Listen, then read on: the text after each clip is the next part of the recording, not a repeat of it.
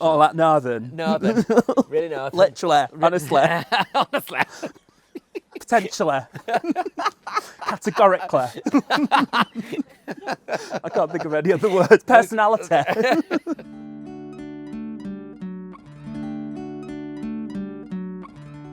The Curse of Suburbia, Gareth, is the leaf blower. Alan Titchmarsh has spoken quite voraciously about his disdain for leaf blowers. He says, why don't people just use a Don't rake? get him on the subject if ever you meet him. You'll just never get off it. Gareth, you will not shut him up about leaf blowers. He will not. Get down off your soapbox, Alan. Alan, when are you going to come? You've got to let this go. It's, But yeah. Maybe at one point I might have laughed at that. Today I'm laughing less because one of the neighbours is being blown. You're in the trenches at the moment, Yes, aren't you? I'm in the trenches with it. Yeah. So I'm sorry if there's the occasion. It's the fact that it starts and then it stops I find most troubling. Listen, if you can't get blown in Bromley, where can you get blown? Absolutely. Now, Gareth, I'm so glad you're here. Thank you very much for joining me because I know you are so busy. You are, of course, the creator of the sensation that is Hunsnet, Yeah. the social media sensation Hunsnet, Yes. celebrating Hun culture. Yes. How would you... it's the Alan! Alan! Come on now! Come on, please. Now, I have loved your work since it began, but for those people who aren't initiated with what a Hun is, and therefore Hunsnet, Yeah. How would you describe? So you want the elevator pitch? Well, or lift? I We don't mean, discriminate. Well, we don't, yeah, or the lift, yeah. The lift pitch, I think, isn't it? So Hun culture is like, it's a celebration mostly of fabulous women. We're talking Jane McDonald's, your Natalie Cassidy's, your Martine McCutcheons. Yes, please. All the greats. Ruth Langsford. Ruth Langsford. Yes. She's out there on her own though. She's on a, you know. Oh, she's yeah. beyond. She is beyond. She's beyond help. No, she's gorgeous. No, so it's a celebration of fabulous celebrities, nostalgia from the noughties, things that make you feel a bit like wink, wink, nudge, nudge, camp, kitsch. Yeah. You know, Lynx Africa. Lynx That's Hun. Africa. We spoke about We that. were speaking about that just a moment ago. Yeah. The delicious smell of my youth. Yeah. Which was, well, I don't know what was in it, but... Well, it was African things, was- wasn't it? Yes, I suppose it was in a way, wasn't Yeah. it? Going to school smelling of a wildebeest. Have a whiff on that. And it was very much, I just remember it in PE, that all the Yeah. boys would be using that. Or Dupe was the one you Jupe, said. yeah, after you've had a fag in the woods. Cigarette in the woods. To our American listeners. Oh, absolutely. But that nostalgia, I think, is what's really made it hit such a rich seam of... I mean, people absolutely love it, like that whole Hun's world, Yeah. Hunsnet, Hun's world. It's like that knowing look to your friend. It's the nudge. It's prosecco, and I know that all these things are quite random when you think of them. But people who know what I'm talking about, they will know what I'm talking about. Absolutely. And I mean, I always describe it as being the world of loose women. Yes, So it's like anything that could be like part of loose women, whether it's... it's like if you cross loose women with like Salt Park. If you built out their world, do you know what I mean? It's like, Yes. it's like, yeah. What would Ruth Langsford do? What would Ruth Langsford do? Yeah. Or what would someone like... It's often like... I would say women from Manchester is how I often imagine. Oh, that northern. Northern. Really northern. Literally, honestly, Honestly. potentially, categorically. I can't think of any other words. Personality. Every time it's an E, it's always an air. That's so, and you write it as that. But I always think it's like someone going to like the office Christmas party and deciding what to wear. Yeah. Which does seem to have its own uniform. Yeah. I know you just... Yeah, it's like, yeah, and there's music that goes with it as well. So it's like, Yes. it's like hen party music, I call it. Yes. You know, dun, dun, na, na, na, na, let's go, girls. Go on. And that Prosecco. Boots advert as well. Here come the girls. Here come the girls. That feels very Huns. Huns culture. It's very like desk to dance floor fashion as well. Do you know what I mean? It's like. Do you remember like back in the day in like the noughties when the girls would go like it's very girls aloud biology. Yes. You know, like the skirts. Was and that then the sort of asymmetric top I was suddenly thinking of? Yeah. Kind of strappy top with a sort of asymmetric... strappy top? Yeah, nice big chunky belt. You know, nude heels. Nude heel. Very sort of bay trading. Yeah, very bay trading. Bay trading, maybe a bit of River... What happened to River Island? Is that River still going? Island. Right, I'm sorry. Like brand deals for River Island are off because no, why? because River Island have been telling the same shit for 30 years. They People have. must like it, Gareth. Don't knock How it. are they still trading it? It's a Ponzi scheme. River Island is a Ponzi scheme. But all that nostalgia about going to those shops in French Yeah, Connection UK, yeah. which we took for granted back then, I think. Well, it was so funny coming to Bromley. I think the Glade shopping centre, that is Very Hun. Hun. That is very Hun. Yeah. Hun-centric, yeah. But I don't know why. I can't put my finger on why it is. Did they ever, and I'm just asking you as the Bromley historian here, That I am. did they ever have like a fish spa in Glades? You know what I'm talking about, where you dangle your feet, your little leggies in the fish You know what? tank? Do you remember that? And I was once booked to go to one and I couldn't do it because I found it so What, it's like an awful. appearance? Tom Allen. Tom Allen, today's fish... Yeah, what were they called? A fish spa? Fish spa, yeah. I never liked the idea of it. And then a little while after that, they were discredited as being Yeah. a little bit disgusting. But they're still massive on the continent. Oh, are they? Yeah. That's And I where think- they swam across. Yeah. There's little fishies. Stop the fish. Stop the That's what they said. I think Bromley would have had that in the Mall. So there was, before the Glades, there was the Bromley Mall. What? Yes, which I hope it's still there. People from Bromley will remember it. It was a sort of it was a precinct more than a shopping centre. Do you know what I mean? Before it all became indoors, it was al fresco. Yeah. It was al fresco shopping. I know, and they'd have shutters on the front, wouldn't they? Yeah, they'd This have sort of shutters thing. on the front. Yeah. They'd have a shop where you could maybe rent a sofa, that sort of thing. Yeah, rent like sort of like radio rentals. radio rentals. And then there'd be like some sort of calf. There'd be a calf in there. And something like an index. Which, would that be a nationwide thing? That was like a rival to Argos. It was, and they used to have a catalogue as well. Absolutely, yeah. They were very... Catalogue culture, that is Hun. Oh, my mum used to get the Freeman's catalogue. Freeman's. Did your mum get that? Grattan. And is Bowden, is that part of that world? Or is that kind of, maybe that's slightly more modern? Sounds a bit posher, but I'm sort of Grattan. Kay's, that was a big one. Kay's catalogue. Kay's catalogue. And I remember my mum having the Freeman's catalogue, and it was sort of this strange kind of world where you'd buy things, but I don't know. Mum would be like, "Well, I'll get it on Freeman's catalogue," and I was like, "But I thought you said we couldn't afford to buy this." It's £2.36 a week. It would all be like, "Well, it's on my catalogue, so it doesn't Yeah. matter." It'd be like a world where you didn't have to worry about What is cost. catalogue? The whole catalogue thing has become TikTok shop, hasn't it? And Klarna. Klarna. Pay for it with Klarna. Klarna, yeah. We're not sponsored. I don't really understand it. Klarna. No, it's a Klarna bird. No, I'm not a Klarna person. I'm like, just get it paid for. If you can't afford it, don't have it. I think it's a danger, isn't it? It is. Like It's a Ponzi scheme. It's a Ponzi scheme, which I know it's a big bugbear for you. But that idea of, I think, very like pre-financial crash. Yeah. Very much like just pop it on a card. It doesn't matter. It's very sort of Provi loan, isn't it? What's Provi loan? Come on, you must know what a Provi loan what's is. What's a Provi loan? So it's like they were like. I think this was probably the like 90s version of Klarna, where there was a lady who went round. So you had the Avon lady, you had the Betterware lady, and then you had the Provi woman. Oh, the Provi woman. And she used to go round and like she'd like lend you your money until you needed it. until your wages. Would she send around the heavies if you couldn't pay? That would be my fear of a Provi lady. Probably, yeah, Probably. yeah. It's like racketeering. Racketeering back then. It was called something different. But, Please tell me that somebody knows what the Provi lady is. no, I feel like I do know it. I was also thinking as you said it, because my mum used to do Pippa D parties at one point. Do you This is remember those? clothing, isn't it? This is clothing, Yeah. where you basically encourage people to have a party where you go around with a rail of clothing, and my mum would have to stand up in the middle of a party and then just demonstrate a load of dresses. Yeah, but if we're talking about Pippa D, we've got to talk about Anne Summers parties. Well, then of course it lurches. I mean, the Pippa D parties were like what was keeping us in our house at one point. Yeah. So Mum was like very stressed about the Pippa D was quite stressful. Like it sounds so kind of upbeat, but it's like We'll just get the girls round for a party. just get the girls. Do you know anybody who knows anybody who could have a Pippa D party? That sort of And then they're chasing them for the next 26 weeks for the money. Do you want? Yeah, that's another way. Yeah, Yeah. it was like I just wonder if you got the money for that holiday dress. Excuse me, Jill. just popping round to Jill in number 42 about the Pippa D order. I have got it, Yeah. but we haven't received the full payment. Yeah. There was a lot of that. But Anne Summers as well, and Anne Summers were based. I think they still are actually on a roundabout between here and Gatwick Airport. Really? That makes sense, actually. Mucky. Mucky, very suburban like that, isn't it? No, Anne Summers, I remember my mum having an Anne Summers party, and all I could remember, I was upstairs. It was like, you've got to go upstairs. We had the Nintendo. I think we were given pizza, but we were not, under any circumstances, allowed to come downstairs. Wow. And obviously, like, you listen round the corner and you can hear like loads of like middle-aged women like putting vibrators on their noses because they say,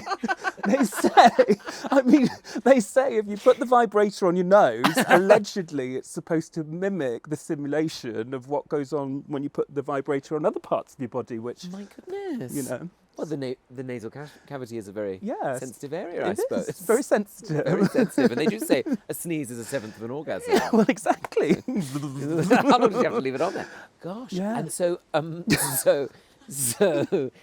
your mum was selling the Ann Summers product. Yeah, she wasn't like doing Prosian or anything like that. No judgment. But so she was there getting people around to buy. And did she sell a lot of them? Well, I didn't look at the sales No, of sheets course. and the Why metrics. do I always bring it back down to the accounts? But I just remember things like, you could imagine, because there was the lingerie section as well, Yes, at the wasn't front. it? Because they opened an Ann Summers in Bromley. People were outraged. And then, It's next to a paper it's mucky. chase. It's mucky. Don't yeah. bring that muckiness to the Don't- you don't glades. want it right next to Littlewoods. I say no more. And Summers is still here. Where's Where's Littlewoods? Littlewoods? That's a good. There you go. Yeah, That's indeed, true. indeed. Sorry, yes. And so they would do the lingerie. They do the lingerie, but you can imagine, like, we've got Jill from number 46, who you only see in the mornings. Oh, yeah, Jill. And she's down there, you know, in stockings and sissies. Our Bill would love this. Wait till I get this on. I don't know why there's always a shimmy son. I think it's the sort of thing that we were allowed to see maybe in Coronation Street. Way. Yeah, do you know what I mean? That would be like enough of a sensation of like what might be going on. Always, I feel like a netted kind of dressing gown with a sort of fur Like collar on it. marabou. Is that what it was called? Yeah, like Tanya Turner from Football's Wives. She had like a marabou dressing gown, didn't she? What a good reference. And do you remember Hotel Babylon as well? Yes. That feels like that was very much part of that world of like... Yeah, because didn't they do like, I remember, I don't read many books, but I remember that Hotel Babylon, they had like loads of different Babylons. They had Fashion Babylon, didn't they, as well? Oh, is that yes, a whole... it's a series, hun. It was a series, but they never made those into TV shows. Fashion Babylon on TV would be so much better, wouldn't it? That's a show I'd like to watch. Exactly. In a negligee. I would pop on my negligee. Always popping on a negligee. slipping into something. Popping on. My teddy. Well, that's what they're called, teddies. Those kind of like all-in-one... Oh, like a romper? No, No, onesie. Like a sort of... Are we in Ann Summers' world? Yeah, in Ann Summers' right, world. okay. Isn't that a teddy when it's like a corset with the pants attached? You know, Like a bodice. like a bodice, like a bodice, or maybe something with poppers in the gusset. For you know, for when you're at the club. When you're at the club and you haven't got time, take everything off, just pop a popper and you're ready to go. The club, I feel like as well, we were sold this version of night clubbing when we were young. Yeah. I mean, I think you're younger than me anyway, aren't you? I'm in my 42s. How old are you? 42. I'm 43. Oh, Yeah. there we go. Yeah. Similar era that the idea of a nightclub was impossibly glamorous. Oh my God. Like a local, there was one here called Bieber's, and then another one open called Delano's, and somebody, I don't tell somebody's story, but somebody told me a story about how they went to a nightclub and there was a hot tub in the middle of it, and they went into. This used to be Metropolis in Bethnal Green. There's a hot tub at the top on the top floor. It used to be. Oh my goodness! Yeah. I mean, very recently. This wasn't years ago. This was like 4 years ago, 5 years ago. can you imagine anything nicer? Pre-COVID. I was going to say it's probably where it started. Yeah, exactly. Probably created it. Patient Zero, Bethnal Green. Bethnal Green rooftop. But do you remember the way that nightclubs were seen with these like often like green and red lights? Sometimes you'd see a similar thing if you went on holiday to Spain. Liquid Envy sort of thing. Oh, Liquid Envy. What was that? That was the nightclub brand, and then Envy was the green, and Liquid was the red. And people would be like, wow, it's all happening in there. I wish I was there. Yeah. As a teenager, I was like, it looks incredible. What happens there? The big bright lights. The bright lights of like, was it Infernos? Infernos in Clapham. That's still going.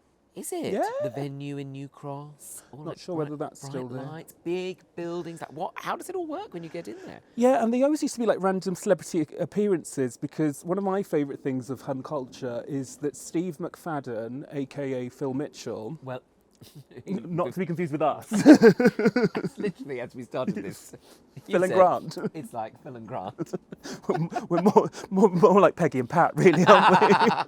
especially in your leopard print. Exactly. We could be like a really camp Phil. And We got the looks Grant. of Phil and Grant, but the personalities of Peggy and Pat. What a strange.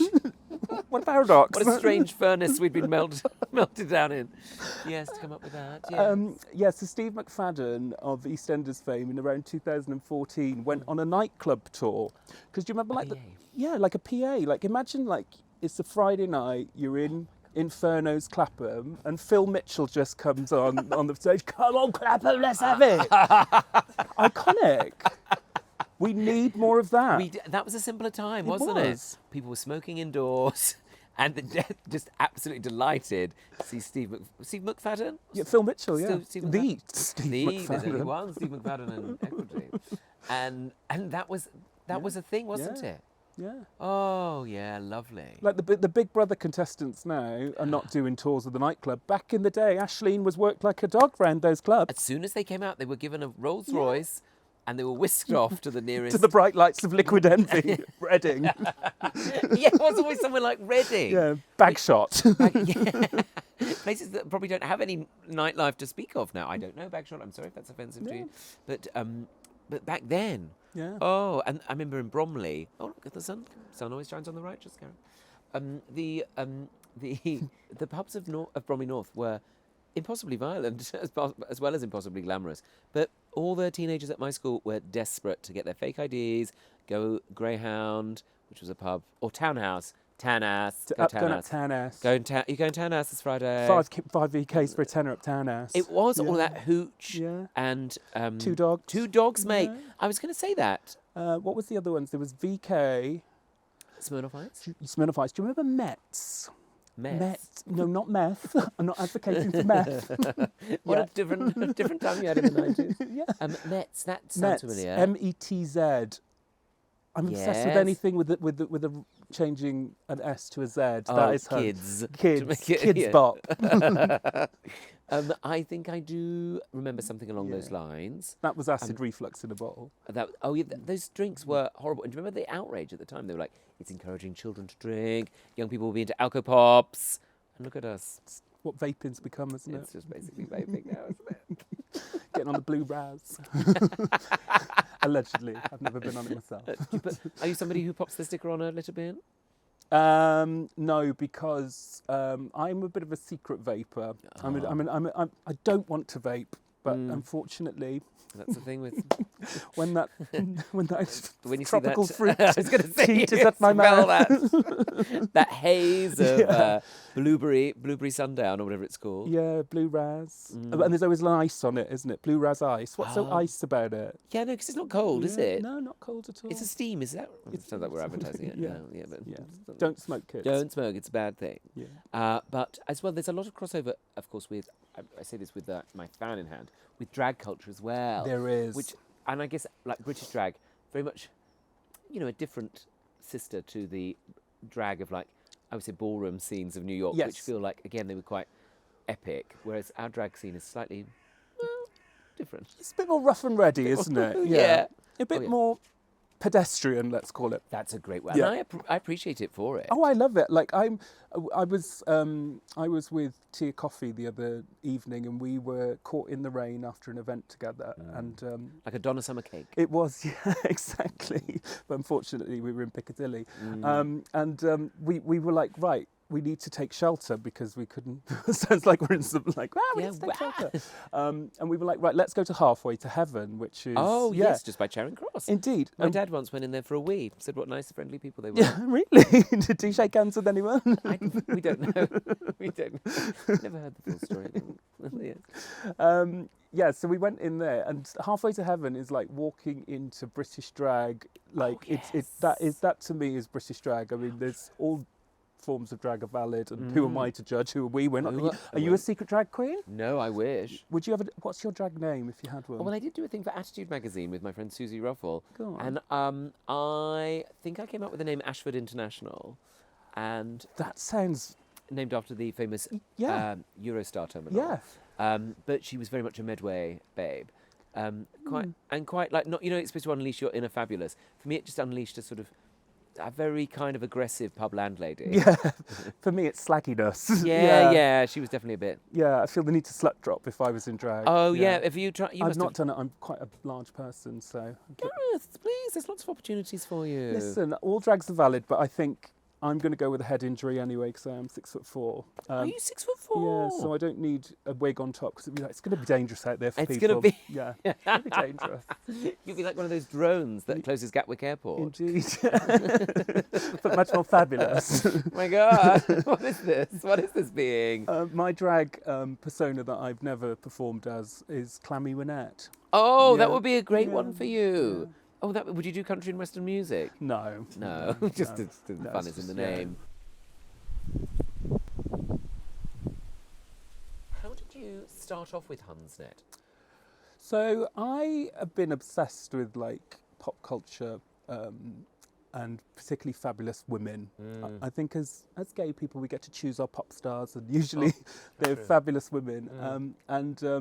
You know, some of the best people in my life who've kind of pulled me out of the trenches sometimes have been fabulous, rough and ready girlies. And I don't mean that. I mean that in the best. They're gritty girls. I like northern women who can just get on with stuff and fuck this, let's go sort of people. Yes, for sure. I've always been sort of like a huge fan of that, and then the soaps and music and everything. And I started making memes when I was working in a corporate job that I hated. But many a creative seed. I don't know. What did you have to do? I used to have to drive to Luton every day, which was really damaging for my self-esteem and look. Why did you have to drive to Luton every day? Because the head office was there. Oh. Yeah, and it was for a travel company. We'll leave the name out. And I wasn't sacked or anything. And it just wasn't me. And I was literally like making memes under my desk in Luton, and then sort of got a bit of a following. And I was like, I need to leave Luton. I was like, there's the bright lights, liquid envy of London. I need to get to. I want to go to those nightclubs I've heard so much about. So I got a job back in London at the beginning of the pandemic. I was living in London at the time, and 7 days into sort of pandemic, I just left my last job, started this new job, and then we went into lockdown. But because I'd not been at this job long enough, I didn't qualify for furlough. So I was like, shit. So I was like, I built up this bit of a following online, and I was like, what would any camp man do? Yeah, exactly. So I was like, what's a girl to do? Let's do an online party. So we started doing online parties during COVID. Oh, using a house party? No. Well, we did do. Where did house party go? What happened to that? Could have been the Zoom. Data protection nightmare, though, I'm sure. Absolutely, just casually walking into people's lives. But yeah, house party. So we were doing like parties on Zooms, and I used to be a Pontins Bluecoat way back in the day. No, exactly. Back in the day, and I was like, right, let's bring Pontins 2004 to the masses in the middle of COVID. Who wouldn't love that? That's exactly what a Bluecoats training must be in. Exactly, got to make it work. Yes. So we were doing bingo quizzes and stuff like that, and then after that, obviously when the lockdowns were in and out, we was like, let's all go and put an event on, and then started doing brunches and events. Socially distanced. Socially distanced. Yes, I remember. Very feral though. Very feral. People needed to just be out. Free within a 3-metre bubble. And, so that's really what kick-started it. I didn't realise that. I mean, I feel like I was aware of it before then, but maybe I was just following your memes. Yes, and then doing that, then obviously with any sort of online sort of thing, there's an opportunity to take it into so many places. So I started making merchandise and obviously talking about the subject. Yeah, these are available on the website, $15.99. Ooh, great gift for anybody. What hen party would be without it? Exactly. They look great in liquid and envy if they were still Oh my there. God, they would look lovely on a... I think they would have them. Somebody on the door, someone quite abrasive on the door. You're not coming in, love. On the coat check. Exactly. People who work on the coat check job. So it's a special kind of person who can go through 9 hours of hearing music through a wall and checking in coats. To them. I think I did it once, but I think I lost the raffle tickets. You weren't asked back. And let me tell you, I was not asked back to that job. What was I for that? Oh, I remember, it was the millennium. Anyway, was it? Yeah, I'm sure it was. It was a new year. A bad new year for some people, but when they're pissed, they don't mind. They don't mind a new coat. No. Sometimes... New year, new coat.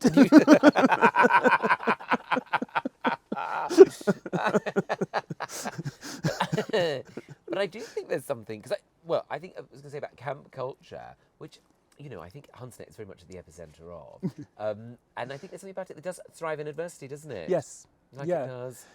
I think people, like, in times of trouble and, you know, lockdown and everything like that, they wanted to hang on to the familiar. They wanted the warm and cosy, the fuzzy. They wanted that, you know, and from all of that, essentially, a community was sort of born, and you know, absolutely, absolutely, and it's always very celebratory, I think, as well. Like, it's silly, you know, because I've spoken to, I don't mind name dropping, Ruth Langsford, and the Dame Ruth Langsford, and Natalie Cassidy, and I've said to them, like, oh, you know, you're so celebrated in the Hunsnet sphere, in the Hun Kingdom, in Hundom, Huntingdon, in the Hunosphere, in the Hunosphere, that's better, and they love it. Yeah.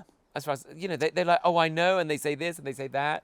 I mean, Ruth seems to just absolutely adore it. Well, do you know what I love about it is that back in the day, when this sort of first started kicking off, largely, you had to kind of explain what it is, and it's very difficult to explain, as I tried to earlier. And you did it perfectly. Some people watching this, who I know you've got people who watch this in Australia, they're probably thinking, of course, global. It's a very global it's global enterprise.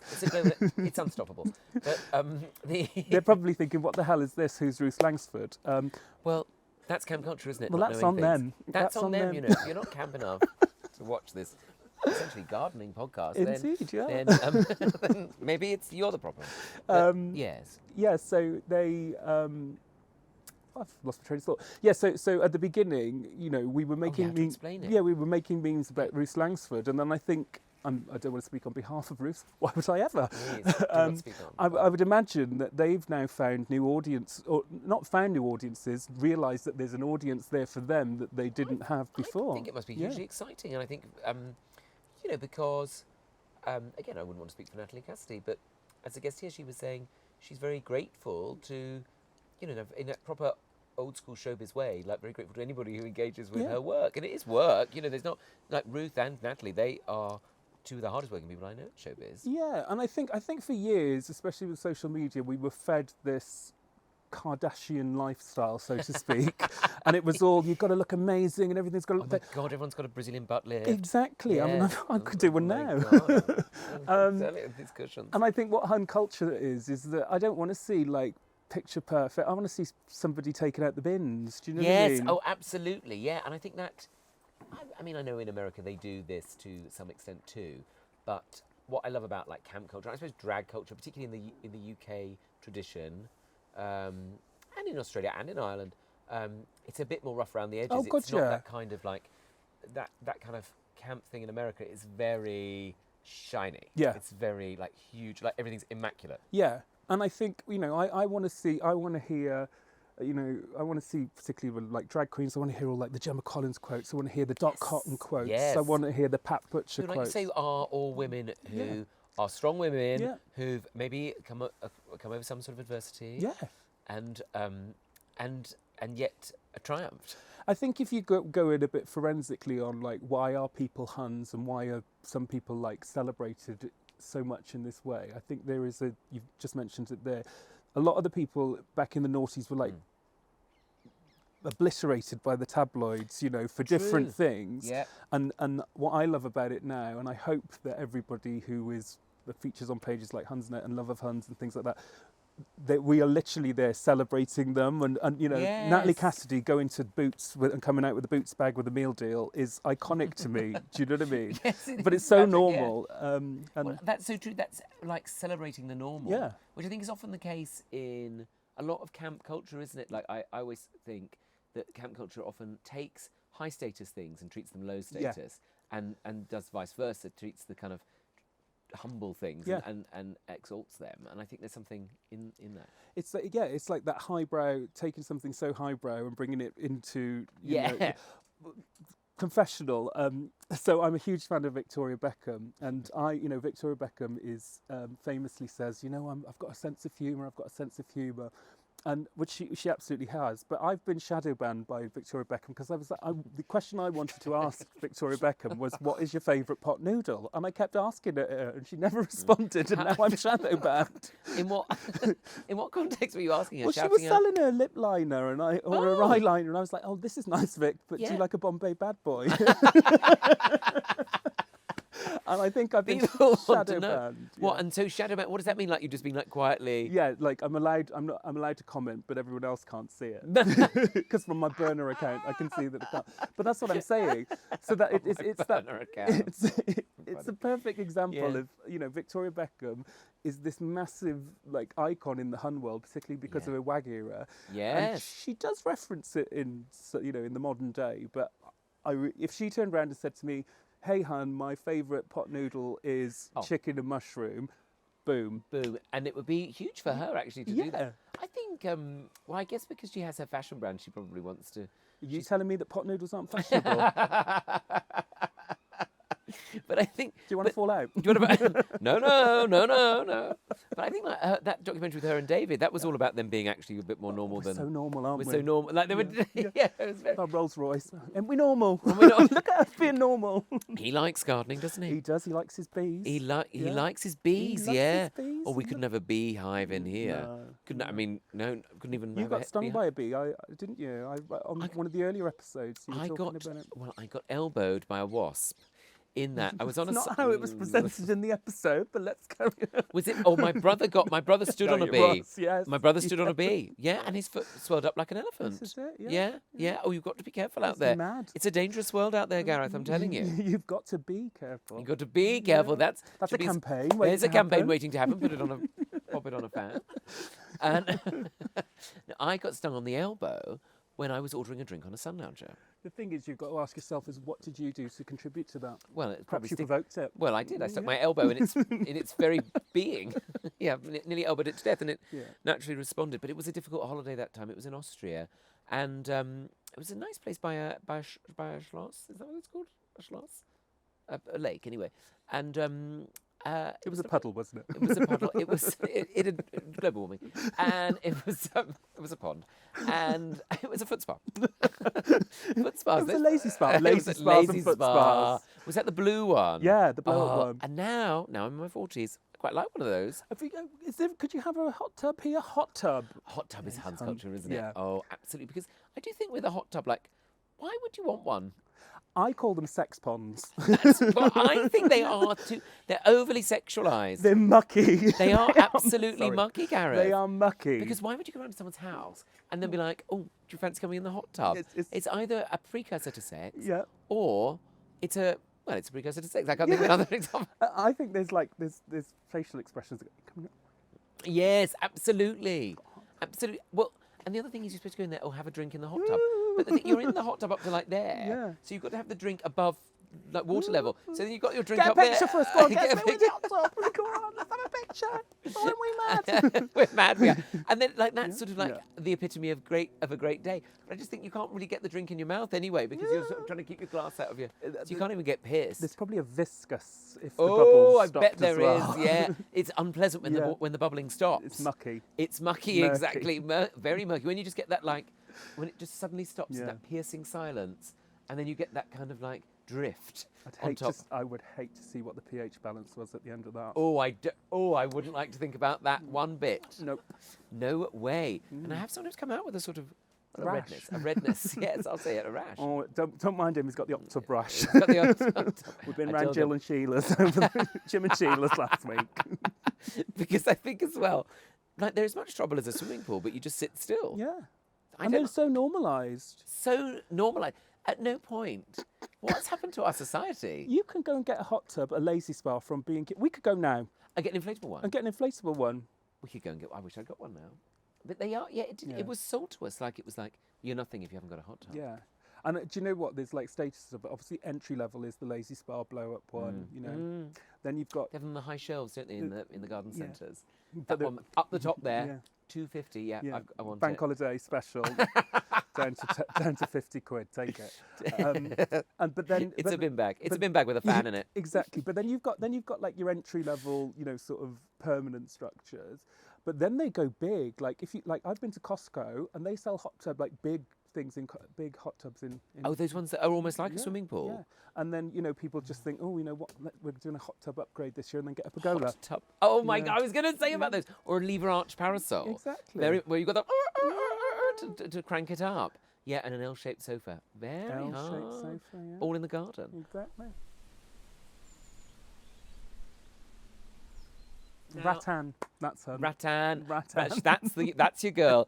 Rattan as well is absolutely stupid because, well, we find it, the squirrels, foxes come and scratch the shit out of it. Exactly. And then you just end up with this kind of spiky bullshit. It's like rattan. There's the rattan alarm. And that'll probably last for the rest of the episode now. They've been speaking about rattan in number 26. Enough is enough, Derek. Sound the alarm. Next it'll be a PVC chair. I love a PVC chair. Do you remember when those became a thing? It's still a thing, aren't Those they? white PVC ones? Yeah, stackable. When we got those in the garden, I thought we'd arrived. It was like El Dorado. Not many people know about El Dorado, Oh, and I they- know you know about it. Because I always go for a niche reference. They turned it off. I always like a niche reference. Sometimes people don't remember El Dorado. It was on for about 9 weeks, wasn't it? And it was billed. Do you remember it came out in the new year? It was like, it's the new EastEnders. We've spent all our budget on it. It's going to be massive. Wasn't there there was one particular character in there? Where was it set? Spain or Spain. Portugal? Was it Portugal? Was there a guy in called Stelios, and there was a woman, and she used to just go around in Stelios or something like that? Thin characterisation. Yeah. But I just remember a man cannonballing into the pool. It's They just were what like, goes "It's on El on Dorado." holiday. I know, a lovely Spanish holiday, which I think again is often referenced on Hunsnet, the celebration of Hollybobs. Hollybobs, Yeah. of course. Have you been on a Hollybob this year? We went on Hollybob to Spain actually, and Really? actually very Hunsnet of us. We popped into Benidorm. Popped in. Sure, Jan. Sure, Jan. We thought we might stay there. I was like, Alf, we watched the programme, we like the programme, it makes us laugh. Oh, the actual hotel. We thought we'll stay there. Well, it was you could only book it if you stayed for 5 nights. We were like, we don't know if we want to go for 5 nights. We are glad we didn't book it for 5 nights. Not that there's anything wrong with the hotel, don't get me wrong. The place of Benidorm, in the epicentre of it, we lasted 2 hours. Do you know what my obsession on TikTok is there is a whole Benidorm tribute act scene. Oh, which apparently a lot of them are amazing. Yeah, but some of them aren't. Oh, I like a mix. It's all about the ups and downs of the tributes. I'm obsessed with the whole concept of tribute artists anyway, just like from my Pontins days, because we always used to have like tribute acts and stuff. Yes. And Benidorm has a huge tribute act scene. Yes, of course. We could be like Pitbull tribute act. You could do Benidorm. my I could God. do We could Santulalia. Santulalia, yes. I'm going to Santulalia. I don't know why that was the first place to come. It's a very specific place. Paphos was right there. Santulalia, isn't that in Ibiza? Yeah. We went there, Yeah. and it was a soul hotel in Santa Eulalia, right on the corner. It was lovely. I remember my mum took the very best of Elton John tape, and we listened to it of an evening on the balcony. But then But it is missing a Pitbull tribute, so. and they've now changed it into like a trendy like beach house hotel or something. It's very like wellnessy, isn't it? Now? Very wellnessy, all of that bullshit. But I did love. Benidorm was quite on the nose in its ironicness. Like T-shirts, you go into the tourist shops and they'll have like, the bottle openers that look like a knob. I get it. Yeah. But then you've got the T-shirts that are like, just suck my dick. Yeah. It's not that funny. It's just really like. I got fucked in Benidorm. I mean, they are literally bright pink. But when are you going to wear it? There's a lot of neon. And it's neon pink, neon purple. Unsolicited neon. My eyes! Unsolicited My retinas! neon. That's so funny. Yeah. With a cowboy hat on top. Yeah. Now you brought the subject of cowboy hats. It was inevitable. I don't like them. I don't mind official cowboy hats. What? We do have a lot of cowboy listeners. No, we don't. Yeah. No, I think cowboy hats, particularly at concerts, they're very hun. Very Hannah Pink one, yeah. Oh, we're going to Snaps. Oh. But yeah, I mean, like, I'm not here to judge. It's just not for me. No, for sure. If ever I'm introduced to somebody and they're wearing a temporary cowboy hat, which is what I would call them, An incidental cowboy hat. yeah, like something in felt, I would be like, I'm immediately on the back foot. Yeah. You're reserved. I mean, you're reserving judgment.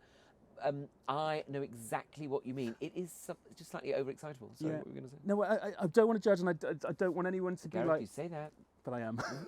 and we're not apologising for it. No, I fucking hate cowboy hats. Yeah, good. Yeah, Say I'm gonna fucking hang my Fucking cowboy hat on it. Nail your Come at cowboy me. hat to the mast. Come at me. Absolutely, you know. Don't come at me. Please, we're gays. We're very, very gentle people. We don't like violence. We will be slightly spiky in our personalities, and that's okay. What do you think about singing along in theatres? Because you know that's been quite a controversial issue. I imagine it affects quite a lot of Hunsnet. Yeah, the problem that I have with it is I see it from both sides. ABBA, particularly. Begs for it. You've got your voyages, you've got your Yes. Mamma Mia the They love it. parties, you've got your Mamma Mia the movies, you've got your Mamma Mia's in the theatre, you've got your ABBA Golds, you've got your all this. People love ABBA. They fucking do, don't they? And I think if you were going to be inviting this fan base who are not, theatrically audience trained, then you've got to expect a bit of singing. Yeah, that's true. That's true. You've invited people in. You can't say to people, you can dance, you can jive, having the time of your life, and say, no, you can't No, do any of that. I didn't mean it. Not here, you can't. You're so right. Take it up with Benny and Beyond. Take it up. They wrote it. They meant it to themselves. Yeah. They weren't talking to They you. were being ironic. It's Swedish. They didn't know what they were saying. Oh, that's so true. You're right, Gareth. Because I was always perturbed at the reports of the Dolly Parton musical, where people, it wasn't singing along. There was a same-sex couple. Two men got together in it, and I'm not laughing at it, but a man stormed out and said, I didn't pay money to come and see this, in a homophobic way. And I just thought to myself, what straight man is paying money to go to the Dolly Parton musical and being like, can't a straight bloke sit through a Dolly Parton musical without being bombarded with this homosexual subtext? In three-part harmony. With that lovely instrument that Dolly sometimes plays. You know, the upright sort of one that's like ukulele. a guitar. It's like a ukulele. One of those things. And I thought, there's a lot of controversy in theatre, isn't there? People get worked up about things. I think you've got to know where you're going to. I mean, if it's a jukebox musical, if it's a jukebox musical, then I mean, like, you've seen Titanic, several times. Yeah. You're the understudy. I'm Rose. I'm the chef. Third cover. I would love that. But there are, the songs of Celine Dion presented in this way. It encourages you to sing. Oh. Although I've seen it 3 times, and the last time I went, there's no interval in it. Plot twist, surprise. Well, you can't trust this case. I also can't trust my bladder for 90 minutes. Exactly. So I was watching Titanic, and there's no interval. And as a pisser myself, 90 minutes is a long time for me to hold it in, and I was caught short. And I was sat three seats in from the end, and there was 2 American guys. They could be from anywhere. It doesn't need to be American, but they were American. And I was like, I waited, because I'd seen the show before, I waited to the end of the big number, people clap, and I thought, right, I'm going to dart out. So I darted out, waited at the back, lurking at the back, and then I waited for the end of the next bit to just dart back in. Very noble. And the guy went, I hope you're happy with yourself, you ruined this to me. And I was like, what? I was like, hold my ice cream. What do you mean? Yeah. So they sort of made, during a bit of applause, I was like, what do you want me to do, piss on you? I mean, it would be immersive, wouldn't it, with the Titanic? I'll never let go, Jack. You're here, there's nothing. Like front row singing in the rain. I mean, it's that's terrible. So did you have a bit of a tete-a-tete? I don't know, what's it called?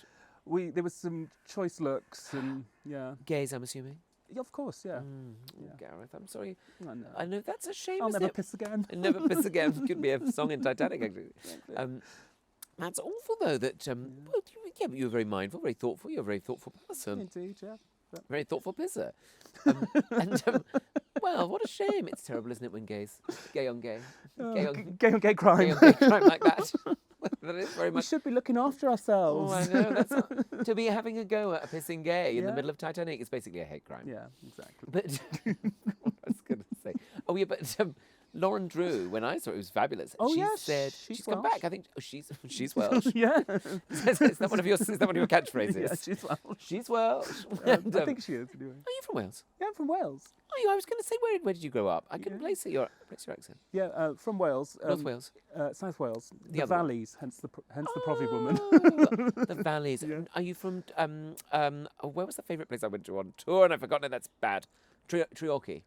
I know Treorchy. I love Treorchy. Very rugby clubby. Well, of course I fit right But in. there's a lot of female darts players in Treorchy, aren't there? Well, probably. Other sports are say available. it.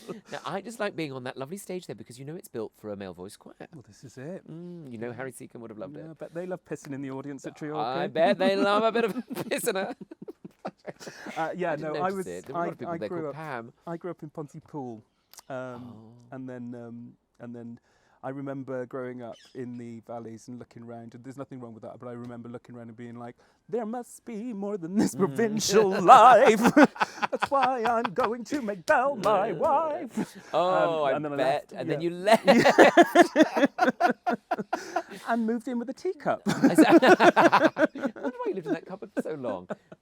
Mrs. Potts always made me cry, especially when it was Angela Lansbury. Yeah. Oh, come on, Chip. And then you left. And then you left poor old Pontypool. Yeah, for 16 and 16, Gareth. That's young. yeah, I know. Just the world was my oyster. Absolutely. I mean, as I say, I like Treorchy. I would be tempted to move back, but Yeah, I mean, it's not for me. I mean, it's. what's it like for gays there? Broad question. I mean, Very broad question. I mean, I've not been gay there for a number of years. When I go back, I'm not gay. Oh, that's I'm cured. interesting. Oh, do you think it's the mining? Yeah, it is. It's the fumes.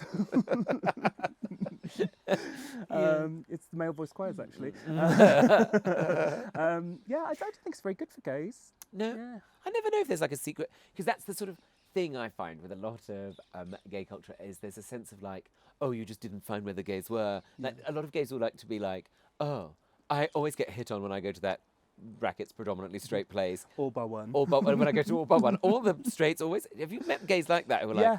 oh, all the straight guys seem to fancy me. It's a real sort of like power play that some gays try and Yeah. pull, and I've never taken to it. I think it's because we don't have codes like. Do you remember they used to have the hanky code back in the day? Not that was like. I think that was before our time. Back I think in that the was a bit 80s. before. Yeah. But yes, hanky What would be the code. hanky code for today's day and age? Oh. A labubu. I bet you.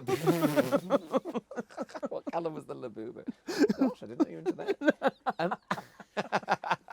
Or an iPhone case at best. But now people are much more explicit, aren't they? Yeah. They would just have like fisting written across the back Or of like their... a whole pick on their t-shirt. Oh yes, they just don't worry Yeah. now. People are impatient. It's just best to just put it out there. Isn't Romance is gone, Gareth. Romance is dead, I tell you. Romance is out. Whole picks are in. Absolutely. Oh, what a world. What a world it is. Do you think it is? Do you think there are any gays in the valleys? I'm sure there must be. I'm sure there are. Yeah. But I think that a lot of. I know a lot of people who were. I know a lot of people. I know everyone. A lot of people. I know a lot of people who grew up in that thing. They wanted the bright lights of Liquid Envy. Yes, and they of course. They were out, And where would people go? Would they go to Cardiff? They go Well, to Cardiff Swansea, was Bristol? Cardiff was the place. Bristol was the place to go back in the day. There used to be a club in Cardiff called Club X. Ooh, sounds fun. X can stand for whatever you want it to. There was what else was there? There was I don't know, Golden Cross. I think that's still there. Gosh. But what I like about Drag Race now is that you start see, like these small scenes around the thing. They're bringing people in from these sorts of things. So that is lovely as well, isn't it? And I think the idea of like a local gay community is really important because I mean Bromley, not far from London, but there was nothing. I grew up thinking like there's nothing. There's no one. I'm the only gay in the village. hanging around BHS, hoping for a scene. Just ended up talking to my mum's friends, which in a way was a Character building. It was character building and a gay scene of its own.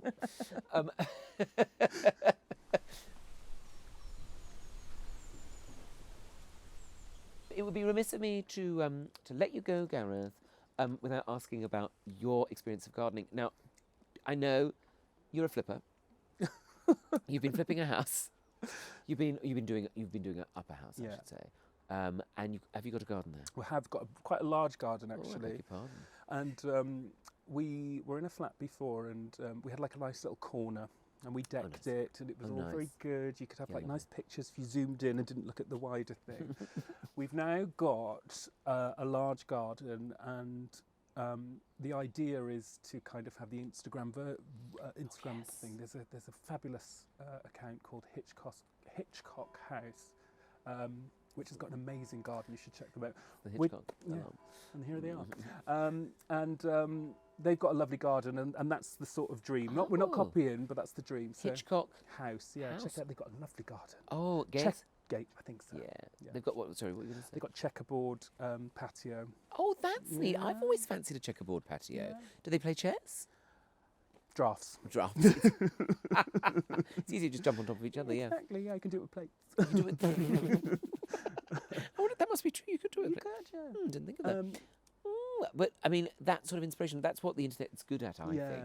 Because I often get stressed with things online and people shouting at each other online. And mainly now, I just follow interiors and gardens. Yeah. And it's stressful in its own way, though, because you can be overwhelmed with inspiration. You can, and it's like, you see all these ideas, and I'm not really a manual labour kind of person.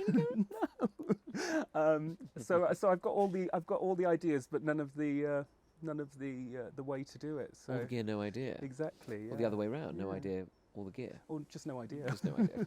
So we've got all these ideas and mood boards and things, and then it'll just be a case of just doing it. But the garden is very much a next year thing. But I kind of get obsessed with stuff. So when I'm in garden mode, it'll happen very quickly because I'll be in the thick of it. Because otherwise you do get distracted. I mean, not you, but anybody does.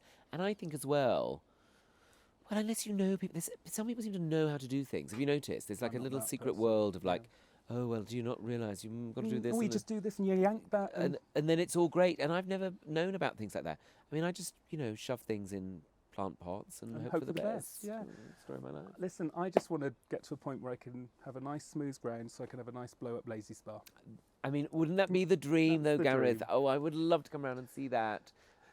If you would, in this garden here, would you have, if you were going to have your lazy spa, would it be like down here, like, would you have like an area for it? Would you have it close by so you could be close to the fridge? So you can...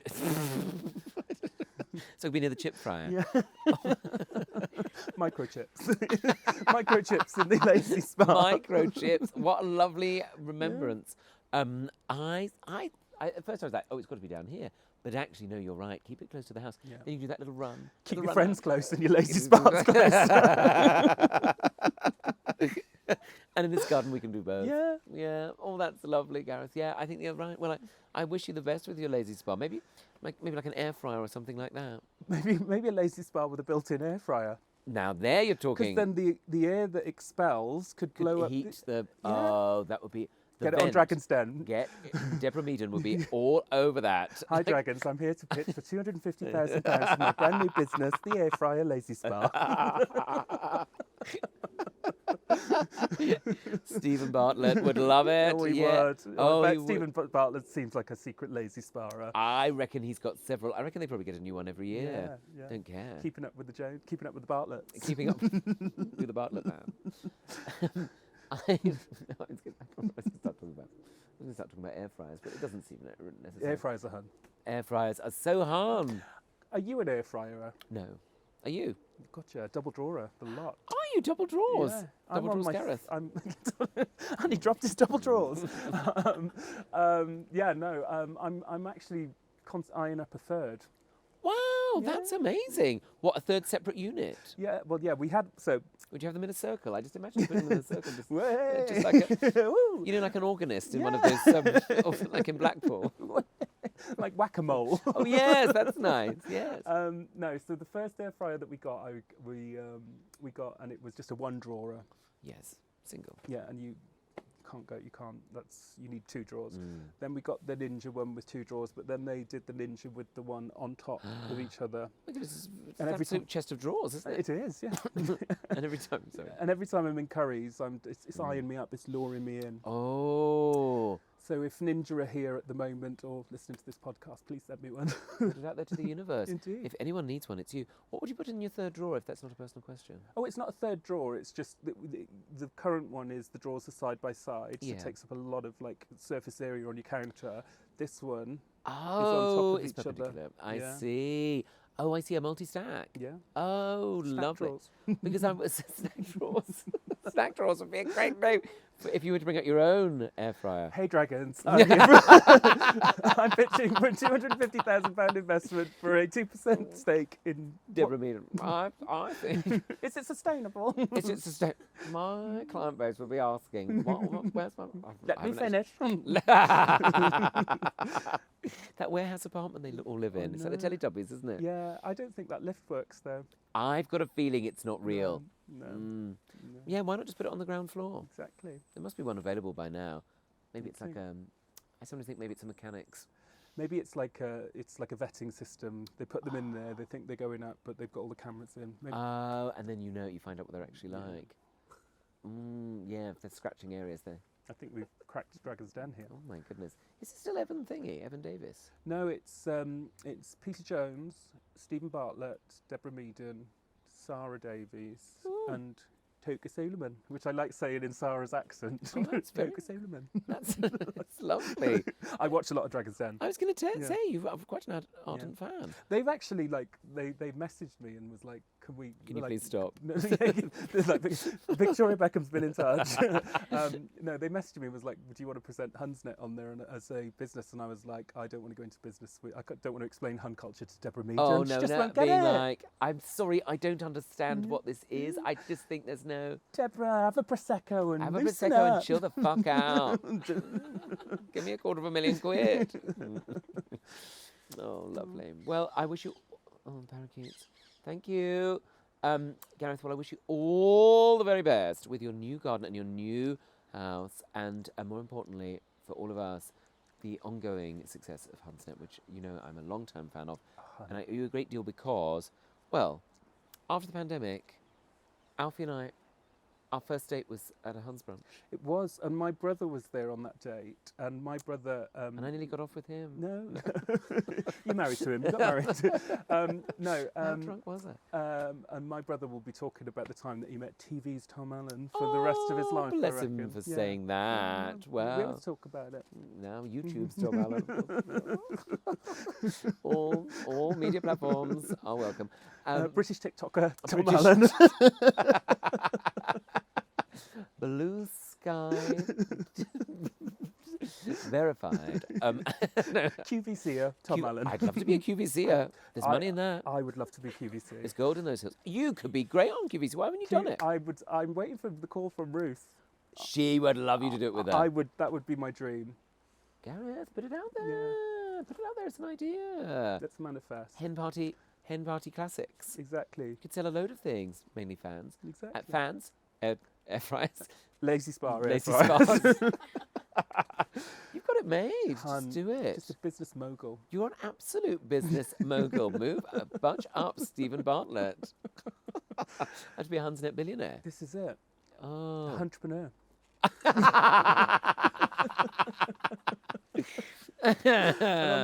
On that note, we can't go any better. Well, Gareth, thanks for everything.